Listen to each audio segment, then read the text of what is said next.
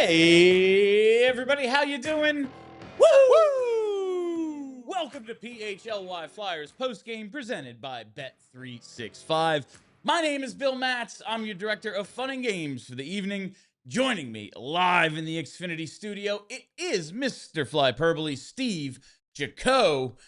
Steve, you said right before we went live, was this the first easy one this season? It has to be. It really might have been.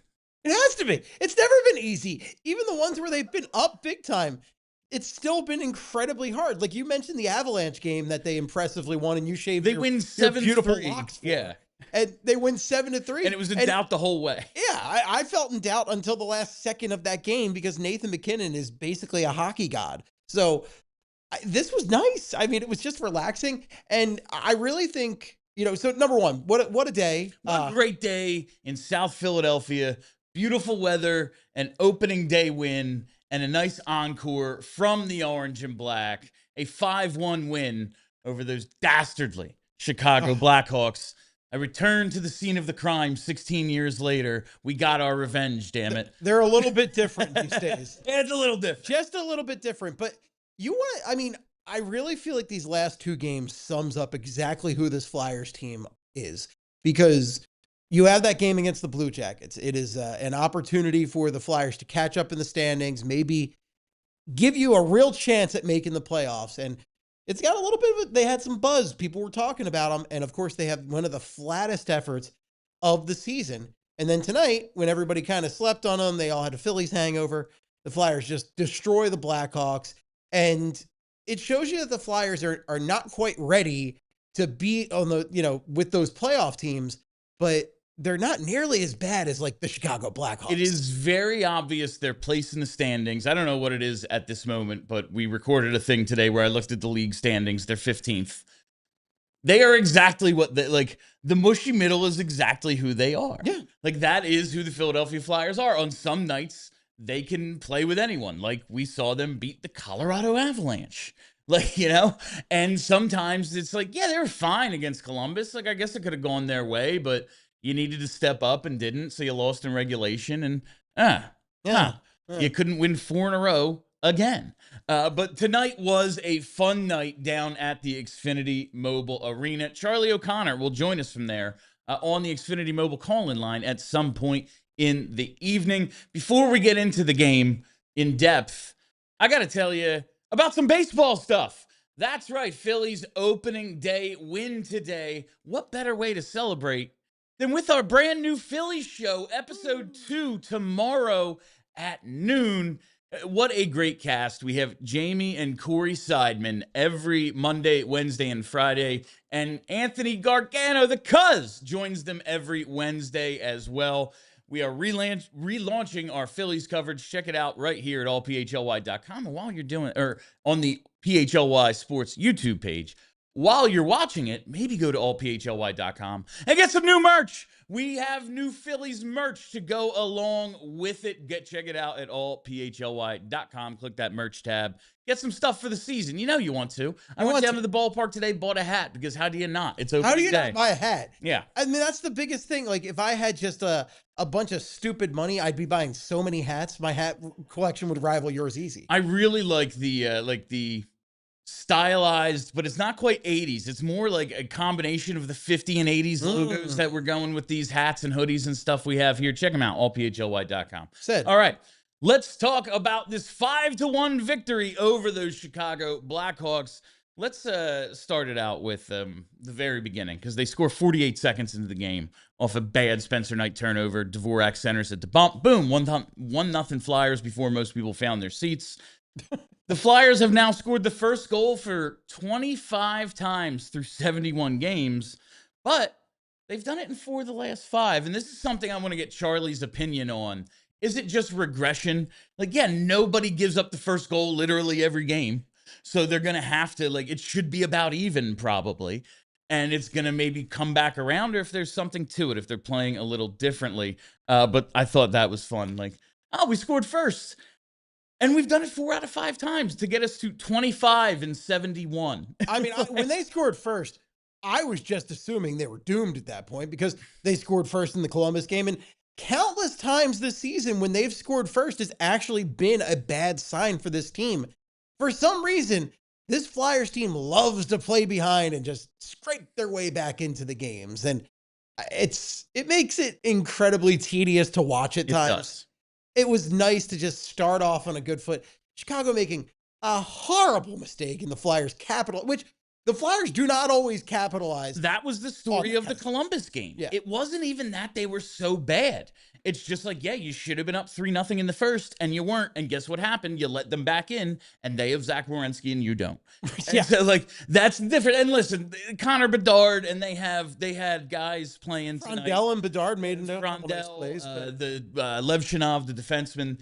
They had 3 guys playing tonight who were first, second, and third overall picks in the last 3 drafts. They have talent. They're just young and not ready.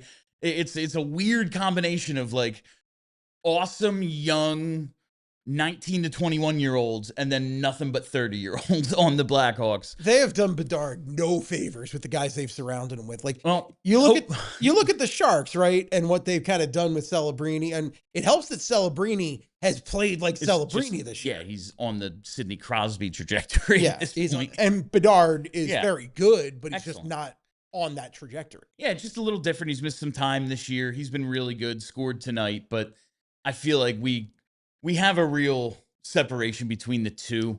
And maybe next year Bedard comes out and he's the MVP and we're like, oh, they're both awesome. But there does seem to be a little separation. Celebrini's the dude right now. Like Celebrini was playing at the Olympics with McKinnon. He was getting like the most McDavid shots in the game for Team Canada. And stood out. Yeah. You know, and Bedard isn't quite that. He's not quite there. But Chicago, just, man, not a good hockey team. No. They allowed 42 shots to the Flyers tonight. 42 shots to the Flyers who average what? 22, 23 a game? Maybe 23, 24, but I want to run through some of these numbers from this game. So the Flyers had 24 shots on goal through 40 minutes. In the first 70 games of the season, they put up 24 or fewer 35 times. That's half. Half of the games this season, they had as many or fewer shots as they had through 2 periods. And 14 of those 35 went beyond regulation. So it was not just 60 minutes of hockey. 32 times this season, the Flyers have scored way less than they did tonight. 2 or fewer goals through regulation and OT. Tonight they put up 5. 40-plus shots on goal. They matched their season high from November 4th with 42 shots. That game went to a shootout. So it was 65 minutes of hockey against Montreal. By the way, 25.2 shots per game. Yeah, it's 20. And it's 3rd worst in the league. Yeah, they don't get a ton of shots. The league shooting is down, and their number is lower than most. Chicago, 24.4 is the lowest. But that's just all of this to say, like, okay, they scored first. They never do that. 24 shots on goal through 40 minutes. That's what they usually get in a game. 42 for the second time this year, and the only other time they did it was in overtime. This is all to say, as Charlie O'Connor succinctly tweeted during this game, I really don't want to minimize the Flyers' play tonight because they are absolutely taking care of business. But man, the Blackhawks are playing like they stayed out until 3 a.m. last night and are all hungover. To which I, of course, replied, there's no need to condemn partying. They just stink regardless of sobriety. Leave the partying alone. What did partying ever do to you, Charlie? This was, for one night, for what the day was, again, Phillies opening day. We've been lamenting how poorly they have played at home lately. They put on a show for the home crowd. They did what they were supposed to do. But they don't always do that, Bill. They typically don't do that. And look, you get that gift to bump early on. They don't always keep that momentum going. And then who comes out but the captain himself, Sean Couturier, who, with his new best friend, Luke Glendening, team up for another goal. I called him Glendening Redemption or Glendening Redemption earlier. He has a really, I mean, it's kind of incredible how far the fourth line has come since the addition of Luke Glendening. We're going to talk about them at some point. But now the focus for me is on Saturday, because you won this game, which you absolutely had to. If you lose to Chicago, you might as well just forfeit the rest of the year and hope for a better draft pick. Correct. You beat a terrible team. Good job. You did exactly what you were supposed to do. This was the 13th time this season they have scored 5 or more goals in a game. It's the first one since they put in 7 against Colorado back on January 23rd. After scoring 5 or more goals in a game, they average 1.75. They have been shut out twice. They had one time this season where they scored 5 in back-to-back games. But this huge game against Detroit on Saturday, the first of 3 against this team that is one of the main teams you're trying to chase down in the Eastern Conference wildcard race, you now have to find some level of consistency that you basically haven't all year. Whenever they have a goal-scoring outburst like this, I know like a lot of times, the Phillies score 10 and we're like, oh, save some for tomorrow. And I've actually seen like someone do a stat like, since like 2005, when they score 10, they average like 7 the next day. It's actually not that bad. This season, the Flyers, when they do score a bunch, the next game they stink. They average under 2 goals a game, and that's with a 5-goal performance in one of them. They've been shut out a couple of times. They've only scored 3 or more in 3 of the 12. Like, this is now the focus. You take this game, you enjoy it, you celebrate it, you earned it. You did. You outplayed them. But you have to go to Saturday thinking we need to play the same way but better. You're also getting Detroit on a back-to-back. They're on the back end of a back-to-back. They play Buffalo on Friday night. That's a tough matchup right there. Buffalo is a mean team this year. Buffalo is a mean team, not a team you want to mess around with. So that's a real opportunity for the Flyers to come out, get a potentially tired Red Wings team, and claw their way back into this thing yet again. We keep declaring them dead. They keep saying, we're not quite dead. We're mostly dead, but we're still a little bit here. At some point, they're going to have to win 4 games in a row. Perhaps it begins tonight, goes through the weekend into next week, and we have our first 4-game winning streak since February of 2024. What a concept, Phil. They're going to have to do it if this is actually going to be a real thing. Maybe it starts now with 11 games left in the season. All right. On the other side, now that we have the stats and facts and all the stupid fun stuff out of the way, we're going to get to tonight's game changer. We're going to get the unsung hero. We're going to talk about everything that happened in this blowout Flyers win after this 2-minute break. At Bet365, they know the only thing better than winning bets with your money is winning bets with theirs. And there's never been a better time to do just that than right now. Thanks to their Bet $10 and get $365 promo available to every single new Bet365 user. All you have to do is sign up, make a $10 bet, and win or lose, you'll be given $365 in bonus bets because it never hurts to have a little extra cheese or bread or onions. And now, Philly fans, thanks to Bet365 early payout offer, leaving early has never been safer. If the team you're riding goes up 10 at any point in the game, Bet365 will pay your bet out right there on the spot. Bet365, where winning is everything. Download the app today. Gambling problem? Call 1-800-GAMBLER. Please gamble responsibly. Must be present in PA. $10 minimum deposit required. Bonus bet wager excluded from returns. New customers only. 21 plus. Time limits, minimum odds, and T's and C's apply. In-app only. Void where prohibited. Have you ever had one of those days where you're moving nonstop and suddenly you realize you forgot to eat? Happens to me all the time, and that's why I love what Wawa is doing right now, because Wawa has $5 deals all day, and honestly, it just makes life easier. If you're starting early, you can grab the $5 big breakfast meal deal. We're talking a breakfast sandwich, a hash brown, at any size hot or iced coffee. That's a full morning win for $5, available from 5 to 11 a.m. Then later in the day, the value keeps rolling with a crispy chicken sandwich created your way, starting at just $5, and they've even got new teriyaki recipes for a limited time. It's real food, real value, and built for busy days. No planning, no overthinking. Just swing in, grab what you need, and keep it moving. Start your day strong and fuel up whenever you need with Wawa's $5 deals. Limited time, exclusions apply. See Wawa.com for details. Gotta have a Wawa. Welcome back to PHLY Flyers postgame presented by Bet365, where winning is everything, and that's what the Flyers did tonight. They won. It was tremendous. It's way more fun than losing. It's way more fun than losing, Bill. And didn't you hit a little bet that you put in the pregame tonight? I did. We have now an official sponsored segment of Pregame Picks check-in, so we got to do that in a minute. I just wanted to wrap up After scoring 5 goals in a game this season, the Flyers are 3-8-1 in the next game. So they average under 2 goals. They've won 3 of 12. They need to reverse this trend on Saturday in the worst way if they want to be taken the least bit seriously. Why do they do this? Like, this is the stuff that drives you nuts about this team, and it's why even though I'm more optimistic than a lot of Flyers fans, I still can't help but be a little bit pessimistic when it comes to, actually a lot of pessimism when it comes to their playoff odds. Like, you live in reality, Steve. I live in reality, and I watch every game for this team. So it just drives me a little nuts that they'll put forth a game like this, and it'll look right. They'll have that West Coast trip where they just kick ass. It was awesome.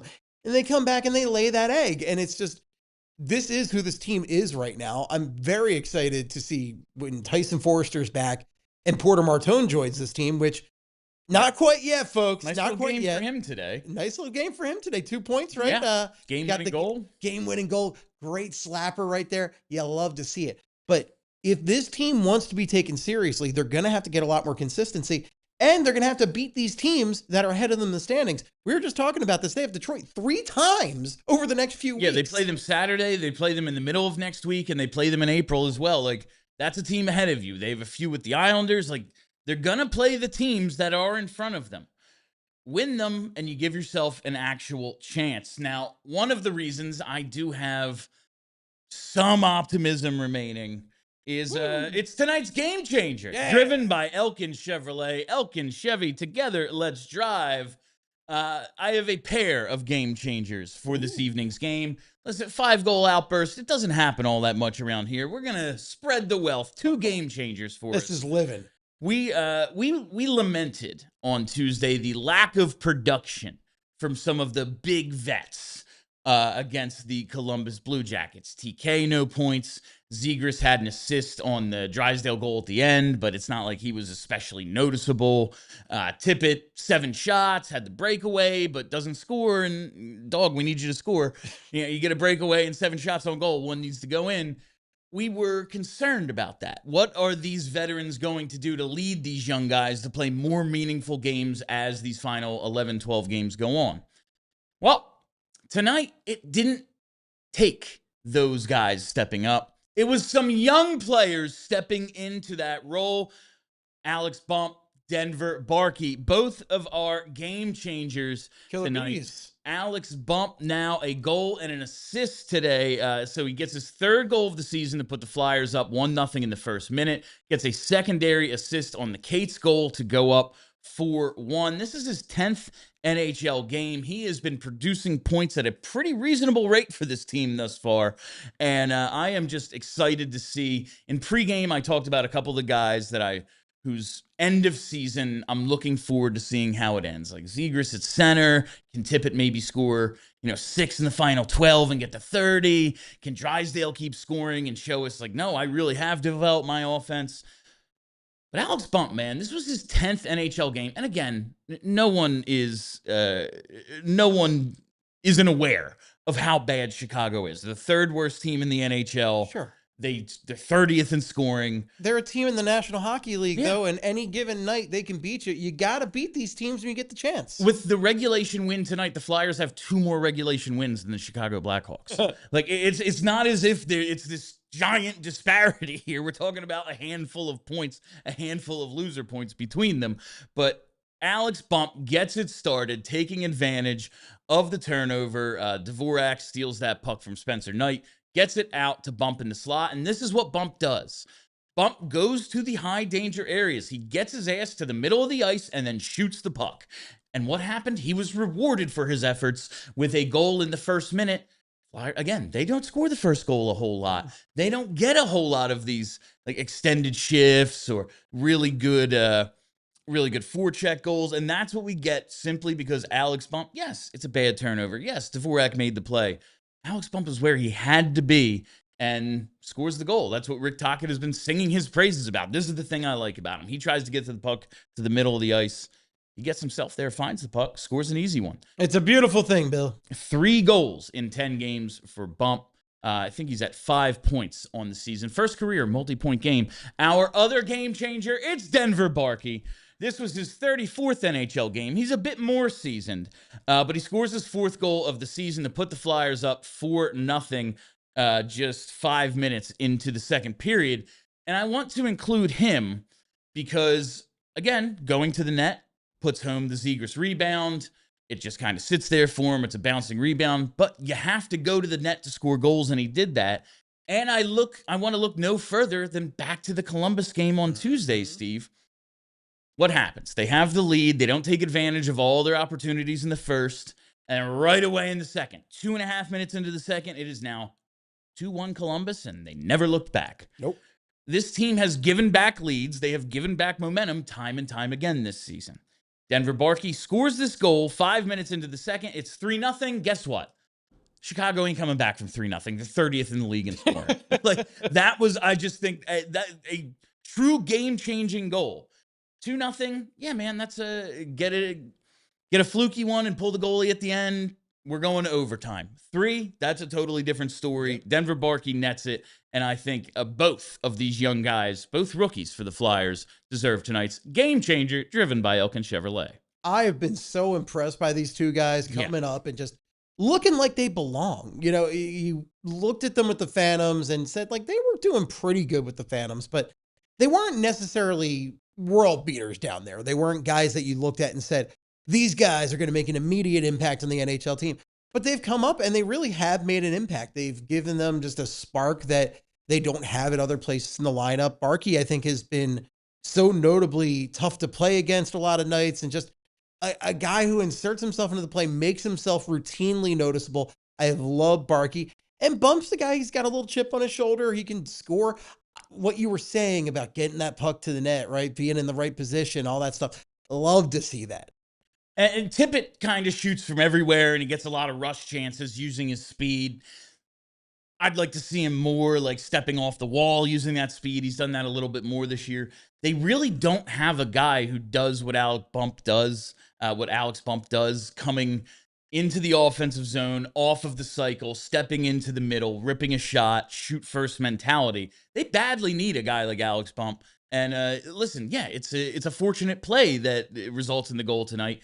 But that's what happens when you go to the right places. You will eventually be rewarded. And you got to love Bump getting an assist on that goal to make it 4-1, because, you know, when Bedard makes it 3-1, you know, it's a nice thing that you had that buffer to make, you know, that 2-goal buffer. But we've also seen the Flyers collapse with the momentum in situations like that. That's a big goal. Bedard comes in and he has a heck of a shot on that feed from Frondell, whether it was intentional or not. I'm not 100% sure, but it didn't matter. Got there. Because Bedard saw that puck and he buried it. So it's 3-1. And then the Cates, Mishkov, and Bump come 90 out. seconds later. And, you know, we're talking about Bump, so we get to the Mishkov part of that later. But he factors into that one as well. Factors into it. These are the plays you have to make in order to reestablish or maintain momentum. And we have seen them let it slip away so often this year.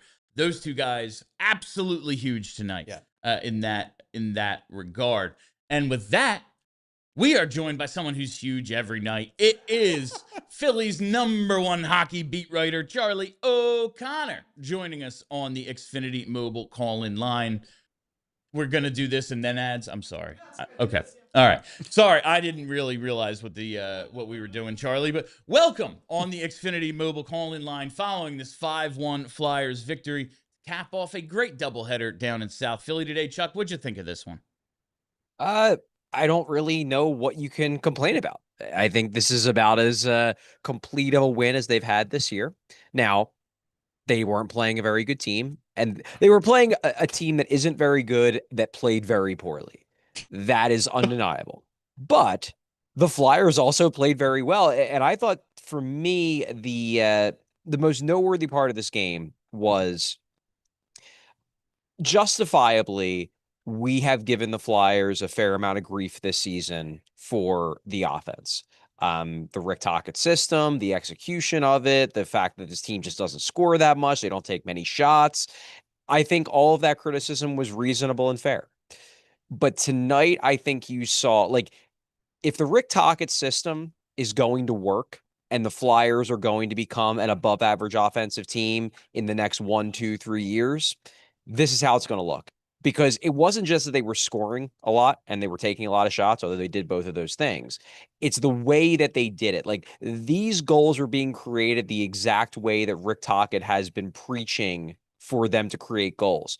Right, get around the net, traffic in front, carry the puck into the slot, pass to guys in high danger areas. Like, they took 40 shots, 40 plus shots. I think it's either 41 or 42 is what it ended up with. I'm not sure if the 42. NHL took a shot away or something. Okay. I thought it was 42. Then somebody was saying 41. I know it was over 40, but they took 40 plus shots, and there weren't a lot of bad ones. They were taking shots when there were guys in front. They were taking shots from high danger areas. Now, part of that was the Blackhawks defense was terrible. It was very, very easy for them to get pucks into the high danger areas because the Blackhawks just kind of decided, we're already on the golf course. The season's over. But they still went out of their way to do it. The Flyers, I mean. They were doing the Rick Tocchet system in a way that, hey, if this is what it looks like, they're going to be an effective offensive team. Now, again, it's the Blackhawks. It's going to be much harder to do this to, the Columbus Blue Jackets even, but, the Carolina Hurricanes, the Tampa Bay Lightning, the Florida Panthers when they're healthy. It's going to be a lot harder to do it against those teams as opposed to doing it against the Blackhawks. But they showed tonight that there is a plausible blueprint to what it might look like if it works. Like, if they would have won this game 2-1 and took 21 shots, you're like, yeah, they got the win and they beat a bad team. Good for them. But to win it the way they won it, like, yeah, now they have some tape that they can point to and say, you want to score more goals under the Rick Tocchet system, you do it like this. And I thought that was at least mildly encouraging for the long term, certainly very encouraging for the short term, as in tonight, because they played great. You still got to take care of business against these bad teams. It's still 2 points in the standings. How many games like this have we been like, of course they blew this one. That's why they didn't make the playoffs. Like, if I'm always going to criticize them for that, I do have to. Yes, Chicago was terrible. Yeah. But, like, what are the Flyers world beaters here? Like, we will take what we can get. So, Charlie, just a couple of things I noticed tonight's game. First, 25th time this season they have scored the first goal through 71 games. But it's the fourth time in the last 5. Do you think this is just statistical regression because nobody scores the first, like, nobody gets scored on first in every game? Have you noticed them being more aggressive to start games? Is there anything to it, or do you think it's just like, yeah, man, sometimes the other team scores? I think it's mostly statistical regression. I don't think there is a, like, okay, now we're going to play good in first period. It's, big, like, eureka moment from the team. I mean, this game, you have, the goal happens because Spencer Knight, who is a good goalie, wasn't tonight, but usually is a good goalie, basically hands Christian Dvorak the puck. Dvorak told us in the locker room that, he heard the defenseman call for the puck, and all Dvorak could think was, please pass it to him because I'm right there and I'm going to steal it if you do. So maybe it wasn't all on Knight. Maybe it was also significantly on the defenseman who called for the puck as well.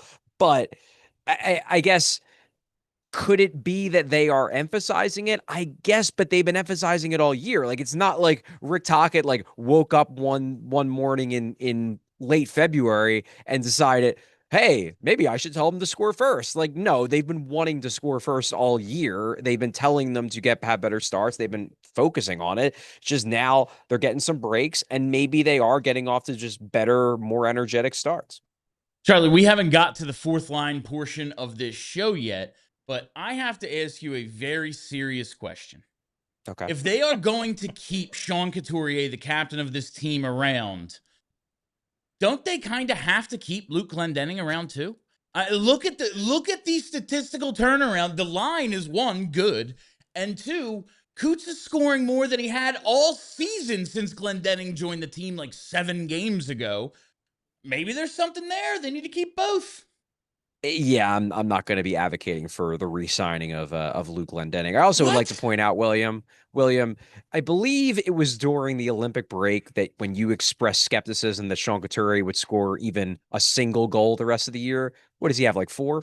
So I think he has 3 in the one. last 7 he has played, all assisted by Glendening, 2 primaries and a secondary. We're going to get to it later. You can't beat that chemistry. Just saying, William. Maybe you spoke too soon. Maybe you buried Sean Couturier a little bit too soon. Or maybe Couturier and Glendening are the reincarnation of the Sedin twins, and they should have been playing together their entire careers. Their souls just entered their body yesterday. Like, William, I am Charlie's not going to give you gonna this one. respond. I'm not going to give you this You one. flabbergasted him somehow. Years and years of podcasting, Right. and you flabbergasted him. A serious question, just a little thing, because like they beat a bad team. They beat the crap out of them, and it was great. Well done. But I don't know how deep we need to go into this one. But I saw a couple wrinkles, I think, in this game that maybe need mentioning. I want to know if you saw them as well. I saw the D-men off of like D-zone face-offs a few times, running like a reverse play where they are backhanding it to their partner who is in position, not just like, oh, it's a grenade, I need to get there. But like actually ready to then skate it out the far side. Did you notice this as well? I saw it a few times tonight and was like, I don't know if they've done that successfully that often this season. Yeah, I think I did notice it. I noticed it on a couple occasions because it was a fun little play. Yeah. Now, I don't think this is them, revealing a new wrinkle of their system. I think it was probably a product of two things. Number one, they were having a good game, so everybody was feeling confident, so everybody's trying out high skill plays. Number two, and this probably played just as much into it, Chicago wasn't playing any defense. So when you're playing a team that isn't playing any defense, it gets significantly easier to pull off high skill plays. Like Trevor Zegras looked like he was on the playground in this game. Like he's yucking it up on the bench. Like he probably thought he was back in junior hockey, given the type of defense he was facing in this one. No, while I liked this little wrinkle that they had on some of these breakouts, it should be noted that they were not under intense forecheck pressure whenever they did it. Like, it was okay, they made a nice play there, but also there wasn't a guy within a stick length. No. But I thought it was something different that we saw out of them tonight. So, Charlie, I think the big thing for me now is Saturday. They score 5 tonight against the Blackhawks, and again, great. But the first 12 times they have scored 5 or more goals in a game this season, they average 1.75 goals a game after that. Under 2. They're 3-8-1 after scoring 5 in a game. Was there any sort of message like, great win, we need to follow up? Was that like an emphasis in anyone's post-game availability? It was mentioned. Rick Tocchet mentioned it. I think Owen Tippett mentioned it as well, that they need to be consistent. They can't let this be a one-off. And obviously, nobody's going to say it, but everybody knows deep down, like, this isn't a very good Chicago team that they beat. And the win's a win, and they played great. But it's not like they're going to be able to do this to Detroit. They're certainly not going to be able to do this to Dallas on Sunday. I mean, if they win that game, it's probably going to be tight. But Detroit's a team in the mix for a playoff spot. They're in the battle, and they blew the last 2 opportunities they had to gain points on one of the other teams in the race when they faced Columbus. Now they get another opportunity against Detroit. Yeah, I mean, this was a big game in the sense that every game the rest of the way is a big game because they basically left themselves no margin for error. Saturday's game is an actual big game. It's not a big game because it's a game and they have to win most of their games. It's a big game because this is one of the teams that you've got to knock out of the playoff race if you want to have any chance of actually earning a playoff spot. We shall see. We'll see how they do. I want to ask you about a particular Matvei Michkov shift tonight. It is the shift on which Cates eventually scores the goal. But earlier in that shift, I thought Michkov was incredibly soft on a failed breakout, and then he makes up for it with a great play along the boards to set up the Cates goal. Hip, hip, hooray. Michkov assist. We bet that tonight, so we're all happy. But is this kind of what, like, if this was his season, yeah, there's mistakes, but then you see the skill too, would we be maybe just a little higher on him? Like, oh yeah, if he put up more points, that would be good. But like, is this the sort of thing of not let one bad play on a shift, like, define that shift for you? You can still go out and do something else as well. I mean, I don't know, like, who's super down on Matvei Michkov? Dumb people? Like, I remain very high on Matvei Michkov's skill set, despite the fact that this year has been something of a train wreck from multiple angles. It was a great play, and I think the key to that play, number one, is that obviously he's getting stronger. That's a play that I don't think he can make in October or November. He gets rubbed off the puck by what was it, Wyatt Kaiser was the defenseman. I believe so. That was checking. He probably gets rubbed off the puck, plays over. But also it's a confidence thing. Like, that's a play that, yes, you need the physical ability to be able to stand up to that check, but you also need the confidence in yourself and in your skill and in your vision to be able to even try a pass like that, through a check and whatnot. Yeah, I mean, I guess I guess I just disagree with the framing of the question because I was never worried about Matvei Michkov. I'm not. I guess I'm not worried, but a season like this, you can look at it and go, "Ooh, maybe there's something here that we didn't see last year that is a little concerning." But when you see these plays, and for me in particular, on a shift where he sucked before that, to be able to recover, I think says a lot about him. Like, Yeah. just a little restoring a little bit of the faith. Yeah, For and me. I like to see him draw the attention from the other players Yes. and then give Noah Cates that wide open space in front to make a goal happen like he could. Lots of room for Noah Cates to work there. All right, before we get to stars, Charlie, I have to ask. I need a full in-depth breakdown, scouting report, Riley Thompson. Let's go. Yeah, I don't have Hangs much up. for you. I don't have much I'm for you. Basically, the extent of what I know about Riley Thompson or what I've read in scouting reports, which seem to be that he's got some skill, he's a big body, and he's not the best skater. So he fits the Flyers mold perfectly. It's exactly what they're looking for. They just drafted Jack Nesbitt in the first round. So basically, they got another Nesbitt. All right, Charlie. Let's get to Charlie O'Connor's 3 stars of the game. Lot to choose from tonight. Not a lot of guys dogged it, I would say. I think there's quite a few potential stars. Who is star number 3? Yeah, you could give this to a bunch of people. For third star, I'm going to go with Noah Cates. He gets a goal and an assist, has that big goal. And I thought that the first goal is the biggest goal of this game because it just sets the tone. It's early. It's within the first minute. But that goal that Cates scores, the one that Michkov sets up, that's a big goal too because Chicago had just broken through. It's 3-1. Do I think at that point they're going to lose? No, but hey, you give up another goal and then suddenly maybe Chicago starts believing. Instead, pretty shortly after that goal, you have Michkov to Cates. And look, Michkov has the pass, but Cates still has to finish it. He still has to make a nice move. He has to bury it. It can't just be one of those, he misses the net or, puts it right into the goalie's pads. He finished it. And then he has another assist. Noah Cates, I think, just one of many players who had a strong game, but I liked the plays he was making. I liked his overall, 200-foot game in this one. So I'm giving Cates the third star. Who is star number 2? Yeah, star number 2, I'm actually going to go with Sam Ersson. Oh, good. I was hoping you would bring him up in this segment. Yeah. I mean, it's weird to make him a star in a game where they won 5-1 because obviously, it wasn't a tight game. There wasn't a lot of high leverage saves. But I thought early in the game he made some big saves. Chicago was never playing good defense in this game, but they did have some chances. They absolutely had some chance. I thought the big save, probably his biggest save of the game, is Michkov turns the puck over on that power play. And then it's a 2-on-1. And that's a big save. I mean, he slides over. It's a well-executed 2-on-1. He just makes a good blocker save, reads the play well. That wasn't his only big save, but that was one where it could be a different game if that's a goal. Because not only do you give up a goal, you give a shorthanded goal. And suddenly, everything you did well in the first period gets overshadowed by the fact that you give up a shorthanded goal, and now suddenly you're only up 1. So Sam Ersson, I thought, strong all-around game. The numbers actually back it up. This wasn't he was better than his numbers. No, his numbers were actually good in this game as well.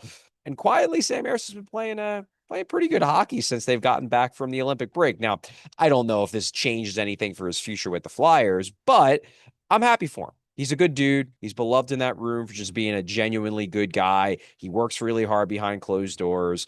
I'm happy that he's, maybe not going to finish with stats that have him as the worst goalie in the NHL this year. He has, while it is a limited sample size, Charlie, he has in 4 starts now and 1 relief appearance, stopped 94 of 101 for a .931 save percentage since the Olympic break. Can't ask for much more than that. Finally, who is tonight's first star?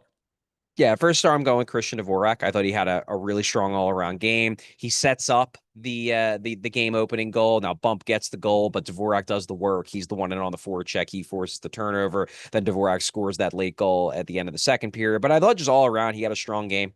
I liked the battles he was winning. You have up here great face-off percentage. It's not really something I tend to, put a ton of stock in, but hey, 77.8%, pretty darn good. I just thought all around a strong game for Dvorak, and they took care of business in this game. And Christian Dvorak is very much a just take care of business kind of player. It makes sense to me that he is the first star of a game where the Flyers just basically did what they were supposed to do and beat a team that they're better than. First star of the game, Christian Dvorak. All right, those are Charlie O'Connor's 3 stars of the game, and that has been Charlie O'Connor on the Xfinity Mobile call-in line. Chuck, we will talk again after Saturday's game. That's a road game, so you'll be here actually, right? I will be in studio. So we'll be in studio watching it together. Can't wait. All right, Charlie, I will see you then. Thank you, and drive safe. Yeah, looking fresh, by the way, William. I'm now afraid that I have to continue being clean-shaven because they're 1-0 in the clean-shaven era. Whatever you want, Will. Whatever you want, Bill. All right. On the other side, we have a whole lot to get to in the final 20 minutes of the show. We have Unsung Hero. We got to check in on the pregame picks, all sorts of things, your super chats as well. Stay tuned through this break. What if you could have reliable and intelligent Wi-Fi? And what if you could keep it at the same price for 5 years? Well, that's the Xfinity 5-year price guarantee. Imagine Wi-Fi that makes everything in your home work together. Wi-Fi that finds and fixes problems before you even notice them, like super intelligent Wi-Fi with a 6th sense. And Wi-Fi that lets you stream the game even when the whole family's already online. All your devices working in perfect harmony for 5 whole years. And the best part, there's no annual contracts and no hidden fees. And Xfinity's best equipment is always included. Take it from me, a lot can change in 5 years. Championships are won, records are broken, dreams grow bigger, but your Wi-Fi, it should stay reliable and the price should stay put. Lock in your price and unlock the possibilities with Xfinity. Learn more at Xfinity.com. Xfinity, imagine that. Select plans only, restrictions apply, and as always, let's go Flyers. Spring is here, and that also means pest season is right around the corner. Ants, spiders, bees, and other unwanted pests become much more active this time of year, making now the perfect time to protect your home. That's why our friends at Evans Pest Control are running a spring sales event for new customers. If you're new to Evans Pest Control, you can get 5% off general pest control services when you book your first treatment. All you have to do, use the promo code SPRING5 when you schedule your service.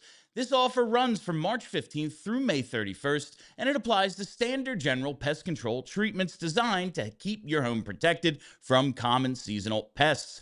Just mention or enter the code SPRING5 when booking to receive 5% off your service. So if you're looking for reliable pest protection this spring, reach out to Evans Pest Control, schedule your service, and use the code SPRING5 to save 5% during their spring sales event. Learn more at evanspestmgmt.com. All right, it is now time for the Unsung Hero presented by Togo. Togo, the leader in operations outsourcing. Let Togo handle the work that gets in the way of your work. You call the plays, we execute. Togo. I want the Unsung Hero tonight to be Noah Cates. Woo! He has the goal and the assist. That's all well and good. He played a solid game, productive, +2, 3 shots on goal. Cashes in on that great setup from Mishkov. Like Charlie said, he still had to finish, and he had 2 of the best scoring chances against the Blue Jackets the other night. Wasn't able to convert, and that's the difference right there. And he was so close on that one on the penalty shot when he hits the butt of the stick. Yeah. You know, he must have been sick about that one. But I really want to point out the kind of season Noah Cates has had now, because with 11 games remaining, he tied his career high in goal scoring with his 16th of the season when he made it 4-1 tonight. He got his 39th point there, which set a new career high. And then he added to it with his 40th point of the season on the Dvorak goal that made it 5-1. Noah Cates, even with a pretty prolonged slump, like a 15 or 18 game stretch where he had, I think, no goals and 4 assists, he's putting together a career season. And he's one of the guys that at the end of the year, when we all sit down and talk about what this year was and the kind of job that Rick Tocchet did. Now listen, I'm not the biggest Tocchet fan. And the Mishkov stuff is insane. But Tippett, Cates, Drysdale, maybe these guys are just on that trajectory and they're having their career years because they're all entering or in the midst of their prime. But we have seen guys play better than we've seen them or produce better than we've seen them in the past. And I think Cates is a great example. You know what's really interesting to me about Noah Cates is that at the end of last season, beginning of this season, he's one of the key parts of the Flyers' best line, right? The Cates, Brink, Forrester line is the Flyers' best line for at least a couple months this season. And then Forrester gets hurt. And then Brink gets traded. So he's the only guy left from that line, and he's still producing. He still is playing effective hockey. And I think that really shows you just what a good player Noah Cates is. You know, he's the kind of guy that any team would really love to have, but being able to have him in that like third line role and him being part of, you know, again, Mishkov isn't lighting the world on fire like we want him to, but he's been playing much better hockey. Basically since they put him with him. Yeah, since they put him with him. So I think, you know, they've worked well together, but I think Noah Cates has really shown us what a player he is on his own, away from Tyson Forrester and Bobby Brink. It's really difficult to fully appreciate what Noah Cates does as, like, you know, a really good third liner when you don't have a true 1 and 2 lines. And it's, yeah, man, third lines win you cups, but it's because like your top 2 lines cancel out their top 2 lines of like all-star caliber players. Yeah. And then if your third line wins their matchup, they win. That's the kind of guy Cates could be for this team. They just got to kind of stack on top of him a little bit. Absolutely. And they're working on it. But I do think it's like hard to appreciate a guy. And that's what makes him, he could be the unsung hero like half the games of the season. Oh, but for sure. He is tonight with the goal and the assists, putting up a career year. And now it's time for the Bet365 pregame picks tracker. Let's see how our pregame picks did in our Bet365 pick tracker. 2-0 tonight, baby. We had the total over 5.5, and we had a Matvei Mishkov over 0.5 point. Mishkov gets the assist on the Cates goal. The 5.5 was closer than you expected it to be.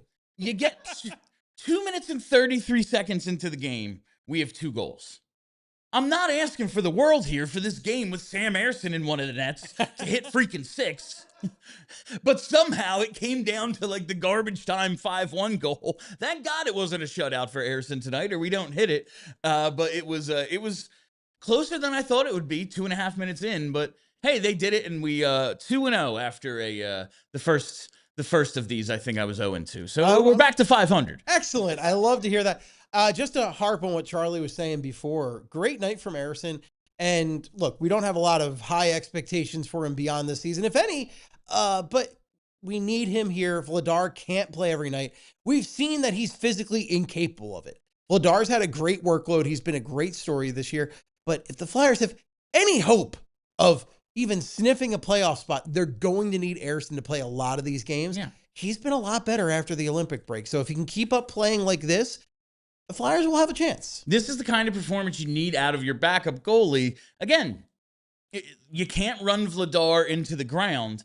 And against a team like Chicago, you need the guy to go out and give you good enough to win. And he was that and then some tonight. And, you know, the prime example of the Flyers not showing up against a lousy team are those Rangers games this year. Yeah. They have been just total crud against the Rangers. No regulation wins against the worst team in the East. And you look at like Ersson's performances in those games, not very good.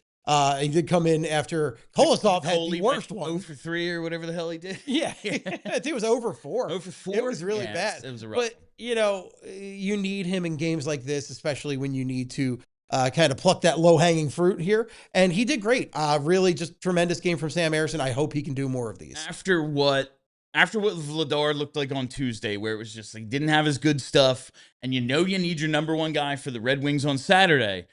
We did pregame before I knew who the goalies were going to be. And I was like, I just think it's got to be Ersson because you need Vladar ready to go for Saturday. Give him the extra day. And they did, and Ersson delivered tonight. All right, on the other side, I do want to talk a little bit about the 4th line. We're going to take all your super chats, but I got to get the show back on time. So our final break and then more fun stuff to close out the show.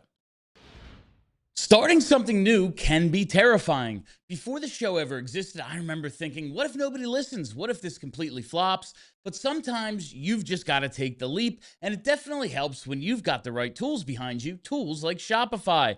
From major brands to people just launching their first idea, Shopify gives you everything you need to start and grow. You can build a beautiful online store with hundreds of ready-to-use templates, and Shopify's built-in AI tools can help with product descriptions, page headlines, and even improve product photos. Plus, you can run email and social campaigns, manage inventory, handle shipping and returns, and track analytics all in one place. And when you need help, their 24/7 customer support has your back. It's time to turn those what ifs into with Shopify today. Sign up for your $1 per month trial at shopify.com/allcity. Go to shopify.com/allcity. That's shopify.com/allcity. Do we really want Matvei Mishkov playing goalie? No, it's not worth the risk, the time, or the money. It doesn't make sense. You want to keep your stars focused on what they do best, and the same applies to your business. For small and mid-sized businesses competing with bigger companies, it isn't about working harder, it's about working smarter. With competition heating up, you can't afford to fall behind.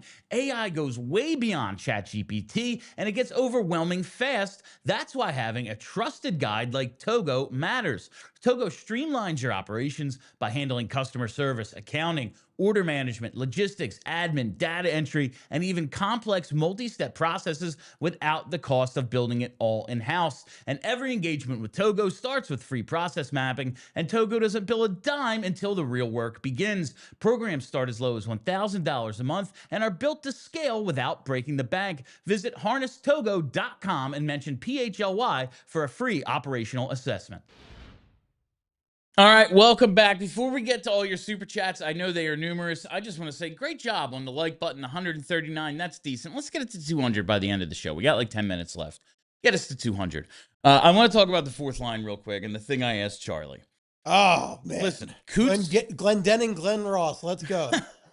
Sean Couturier scores again. He now has goals in back-to-back games for the first time since November 26th and 28th. Wow. He has scored 3 goals since Glendening joined the Flyers. They have played 7 games together. I don't think it's a coincidence that they both got hurt and both missed the same 2 games and came back at the same time. I don't know. There's something up with these two.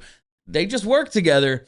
He had 6 goals in 60 games prior to Glendening joining the team. 3 in 7 since he's here. Sounds like magic to me. Glendening, he's assisted on all 3 goals. He's got 2 primaries and a secondary. He himself has 1 goal and 3 assists in 7 games as a Flyer. He had no goals and 4 assists in 52 games before the Devils waived him. Maybe there's just something here. I know he's like 40. Yeah. Do we bring him back? I mean, he's better than Rodrigo Abols. Like, no offense to Rodrigo, but he's just not that good. Yeah. I think he is. I don't know. But look, here's the biggest thing for me is this is such an upgrade over Nick Delorier, who look, we all love some D'Lo. We love watching him bash another man's face in, but ultimately not a very good hockey player in the year 2026 here. So having a guy who's actually playing hockey, and he has chemistry with Couturier. I don't know what it is. I don't know how sustainable it is. It's nice to see right now. I like seeing Coots score. It's fun. I mean, he has as many points as he did in 7 games in the previous 52, so it's probably not all that sustainable. It's going to be just a little Carl Grundstrom run he's on right now. I'll take it. But I will say, even like Garnett Hathaway, who's most of his season has been an abject disaster, that line is decent now. Yeah. And that's not something you could say a few months ago. Decent's a big factor for this team because we've seen the fourth line get caved in this season, especially when it was like Delorier, Hathaway, and like Abols just whoever, annihilated. So I'll take it. I'll take that production, and I'll just take it. It gives me the warm and fuzzies to see Coots actually score some goals because we all talk about him like he died 5 years ago, and for good reason. He has not been a very good hockey player this year at all. And can we actually normalize taking a maintenance day for a guy like Sean Couturier? I badly want them to exercise load management with him. They need it. He legitimately needs it. I still think a couple years ago when Torts scratched him for a little bit down the stretch, and everybody's like, "Oh, I scratched the captain." I'm pretty sure he did it just because he was completely out of gas. When they have like a Wednesday, Thursday, Saturday, 3 and 4 kind of schedule, maybe don't play him in the middle game. Don't play him in the middle game. I know he's the captain, and it's a bad look. Blah, blah, blah. I don't care. He needs it. We need him to be as effective as he can because he's not He's leaving here. the lineup. He's not going anywhere. Yeah. He's here. All right, let's get to your super chats. Let's see what you have to say to us tonight. There looks to be a whole bunch. R. Park leads it off with Andre plays, Flyers win. Guy. There's something to it. I don't know. Richard Park, you're right. He does seem to lead to wins and points in the standings, and Noah Juleson maybe not so much. Not so much. And Emil wearing he's wearing the maroon Phillies hat coming in today. Love so that. The best look. All right, next one here is from JH. Says today is a good day. Today is a good day to high glory to our hockey team. To high glory to our high hockey glory. team. Yeah, They bring honor to our house. There it is. Thanks, I can't read without the proper punctuation. I'm just semi-illiterate. Yes, today is a great day. To bring glory. For one day, forget about everything else and just enjoy that the Flyers didn't suck tonight. Like, Hail Flyers. forget about everything else you think about the team, the big picture, the macro, the micro. Just look and go, they beat a team 5-1, and they don't usually do that. I wish that was a Stein right now. That would have been fun. That would have been fun. I'm looking forward to a beer when I get All back. right, yeah, let's get a beer. All right. Next one is, this is JH. There's room on the bus for Sam Ersson revenge tour. Hashtag Ersson Pearson. Hashtag Vezina frontrunner. Yeah, listen, he's Maybe the reverse Vezina. Yeah, he's at 931 since the Olympic break, and perhaps He's still at the bottom. yeah, he's still one of the worst goalies in hockey. I by think the he's numbers. the second worst now. Yeah. Yeah. But even if it's not here, good for him for perhaps putting something on film to extend an NHL career for himself.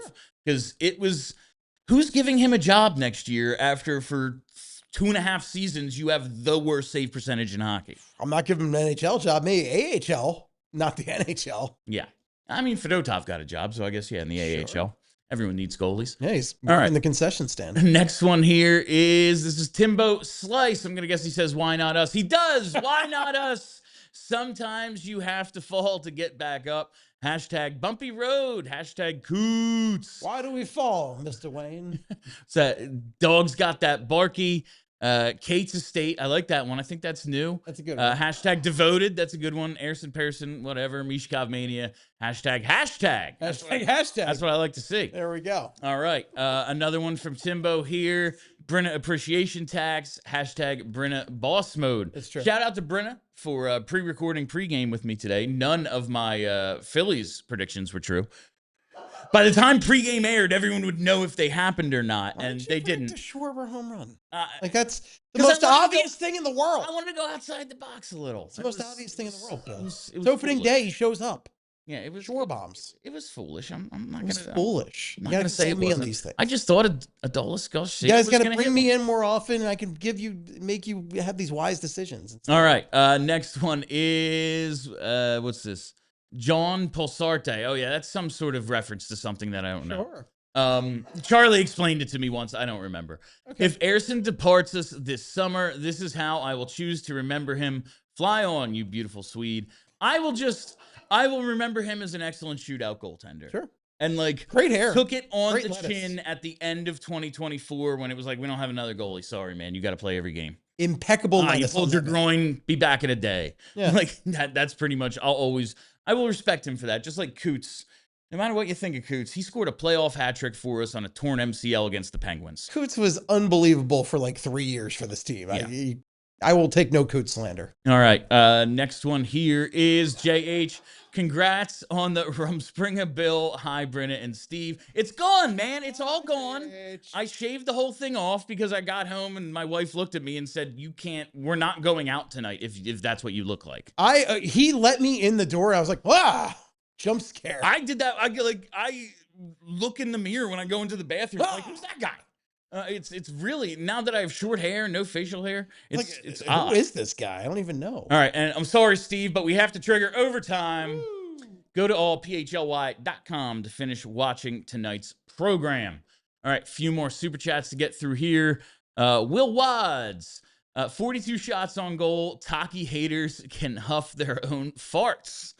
Listen, Okay, this is the one time where I'll go, this is the Blackhawks. This is the Chicago Blackhawks. yeah, I mean, They're stinky. Stinky. They're bad. I hope this is a sign of what they are building towards. And like we talked about with Bump and Barkey, like guys going to the net, getting to the high danger areas. Great. But it's the second time this year they've broken 40 shots. The last one was a 65-minute game, basically a game of shinny against Montreal. That was like 6-5 or something final. Third worst in the league as It's far just- as shots go. They need to produce more offense. Yeah, but tonight, hey, it worked. Tonight was awesome. Tonight it worked. Yeah, All I've never right. even heard of most of the guys on their defense. Yes. Yeah. Will Wads again. This was a match against bots for the Flyers. It was very much like I'm playing the computer and I'm padding my stats. Oh yeah, easy mode. Yeah. This one is Obi-Wan. Flyers make playoffs. Bill shaves eyebrows. Do not. No. I will not let you. I can't- because I can't look at you if you shaved your eye. Look at my eyebrows. Like they're half my face. He's I playing can't on see. my thread. I have people. black hair. I cannot shave my eyebrows. Leave Bill alone. We'll come up with something if they make the playoffs, but it's not going to be any eyebrows. Maybe I'll get a mustache. All right. Maybe I'll get. No, I'm not going to even say anything dumb because then I'll have to do it. Don't say it dumb. Don't All do right. it. I Our won't let you. park. Intervention. Says, Toga. Toga. All right. Next one is Michael Grunstrom. Bill is becoming Mr. Clean. My hair is coming back. Like it's back, man. It's back, baby. Just you can't see it under the hat. All right. Next one is Obi-Wan again. He wants to be pure. Is this just what the super chats are now? We're just making fun of my hair and mustache choices. That's what we're doing. Let's go. It's Thursday night. Let's go. It's Thursday. All right. I got work in the morning. Let's 37. go. Dog Grinch, just $2. Thank you, Dog Grinch. Appreciate it. All right. Timbo again. Whoa. Last 5, Sam Ersson 4-1 with 7 goals against, 931. Yeah, I ran through the stats. Dan Vladar, he's got a 931 as well, but also like Vladar's been good all year. That Columbus Ersson loss is loss not was on him. relief appearance. Yes, that was the one game he got in. He stopped 7 out of 7. He's been good. He's been good since the break. It is true. Yeah, he's been good. But that's because they've been seriously limiting his But workload. it was also really horrible before the Yeah, like it doesn't Yeah. erase like all the games he started in blue for them. a lot.